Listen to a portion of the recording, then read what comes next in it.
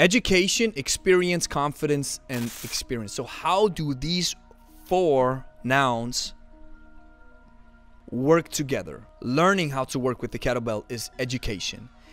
It's one of the first things that you probably need. So educate yourself. Talk to a coach. Follow somebody who can prove that he or she has a track record. They are represented by an institution, or they took a course, or they learned from an institution which is an authority. If you listen to what I'm saying and then you listen to what Steve Carter is saying, we tend to say the same things because I got it from him. Yet some things I have, in my opinion, improved upon, or I have changed. So maybe I disagree on some things with Steve. However, we are very like-minded. Now, once you got that education, now you need some experience. You have to start working with stuff. So you were taught some techniques, or you were taught some basics, and now you want to work those basics, work those techniques to make it habitual, to build a habit, a good habit, so you can improve the technique. Because once your movements are stored in the cerebellum and they become more habitual, your brain needs less energy to work the technique, to trigger all the muscles, neuromuscular aspects, and you get stronger, all that kind of stuff that you're probably familiar with. That's why it's so important you have to listen to what you were teaching or what you've been taught, because if you build experience on something that is not the best way to go, or that is maybe wrong, then you have to use additional energy to reprogram the cerebellum to really change the stuff that was probably not as good for you, or not as good in the sense of the technique or exercise or whatever. So once you got the education, you start building experience, then you get more confident. So confidence starts to settle in once you feel well equipped with the kettlebell. And not only well equipped with the kettlebell itself, just well equipped with whatever you're trying to build your expertise in. That's when you're a coach, or whatever you're trying to build, or whatever you're passionate about. So you build more confidence once you have gained more experience. And this leads to you experimenting with the stuff that you got. Because you're educated the right way, you have a lot of experience, you build a lot of confidence, and now you try experimenting. I listen to what people are saying. For example, you saw me referencing Nick Mitchell before. I do listen what Nick Mitchell is saying because I think he's an expert in the area of personal training. And since I'm in that business and that genre as well, I listen to what the best in my genre are saying, because they got to this point not for no reason. However, there are certain things that Nick Mitchell is sharing that I disagree with, and certain things that I even sometimes ask myself, why is he sharing this on social? Yet it is his decision, so at least he stands by it. I've gained so much confidence in the last, let's say like in the last 12 months, that now I can safely disagree with even, let's say, like experts on the field that have more experience than I have. Yet I'm so confident with the way I do it. I see results the way I do it. I see potential in the way I do it, that I can safely disagree and say, well, I have a different perspective. Before, I was always a little bit shaken if I heard something that I don't think that's quite what I believe as my identity. Precision Nutrition says it is your identity as a coach or as a trainee. And then somebody else said something that shook me, and then I was like, ooh, I have to adjust.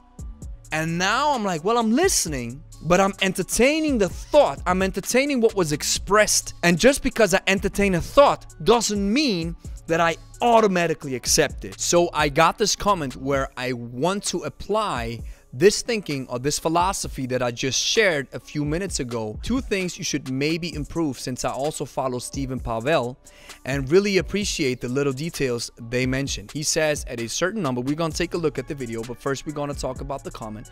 You could actually use way more your hips and legs.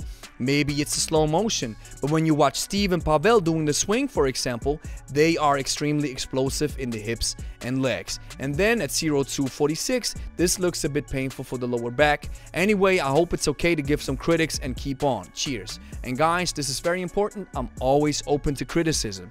If you see something on our videos where you think you can criticize it, or you ask a question because you're not familiar with it, do it. And this person even subscribed to the channel, so thank you very much for the comment if you're just watching or you see it on demand. Now let's check out what he's saying. Now first of all, he says two things where we can apply this philosophy. He says, listen, I follow X and X, blank, blank. You can put in Steve, Pavel, put whatever name you want. You can even say, I follow Lebe, I follow Gregory, I follow Angie, and then I follow Swing This Kettlebell and Strength, and then I follow Caveman Train. You can mention whoever name you want to. Yes, Steve and Pavel, two legendary icons in the field. Like I said before, I listen. However, I have my own style. I've gained my confidence and I'm experimenting with my style. And just because Steve and Pavel are doing something doesn't mean that I have to automatically do it. If you see me do something, doesn't mean that you have to automatically emulate the style that I'm doing. Maybe you take something out of it and the rest you leave away because you think, well, for my physique or for my anthropometrics or whatever, it doesn't work. He says, I could use more of the hips. Now, it is a slow motion that you're seeing, right? That's why it maybe doesn't look as explosive. Yet I'm using a lot of my hips. I'm using 90% of my hips in this clean. Yet, however, I do not use my hips explosively for multiple reasons. Now, first of all, like I said, I've developed my own style. Second of all, I don't use explosiveness. I train in the kettlebell sports style, which is all about efficiency. So when I go into the backswing, doesn't matter if I do the swing, the clean, or the snatch. What I now newly developed is I try to straighten my legs to get, when the kettlebell is in the backswing, my knees are almost straight, my legs are almost straight, just bent maybe to a small little degree, and then I feel a pretty strong stretch in my glutes and my hamstrings. So what happens is, as soon as I go back, kettlebelling the kettlebell back into the horizontal plane forward, using my hips, I use that so-called stretch reflex. And this stretch reflex sets or creates additional energy that is released if you immediately contract a muscle after it is stretched. So I'm using that powerful stretch reflex that allows me to work more efficiently, so I don't have to use explosiveness to kettlebell to kettlebell, catapult to kettlebell forward. Training for explosiveness or doing an exercise more explosive doesn't automatically translate in explosive strength. You know, so science is not clear about this. And then maybe the last point is, I don't need explosive strength, so I don't do it like this. This is the final seconds of a goblet squat exercise where we did 2 minutes with the goblet squat, 32 kilogram kettlebell. So I got back up, resting, back up. So here, maybe my back is a little bit bent, but that's totally fine. And now I'm dropping it. I'm flipping the kettlebell forward. Now what happens now? What happens is the weight drops into my hips. My hips are taking the brunt of the weights, and then my back bends a little bit. Totally fine. No worries about my back. Would I advise you to do the same thing with a 32 kilogram kettlebell if you're just starting out and it's your first goblet squat and now you want to drop it? No. So I love these, you know, and I love to talk about these things because sometimes I learn something from these cases, and sometimes we can all learn from this, right?